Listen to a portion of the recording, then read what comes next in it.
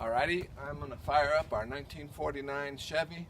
Hasn't been started in about 2 weeks exactly. It's about 50 degrees outside.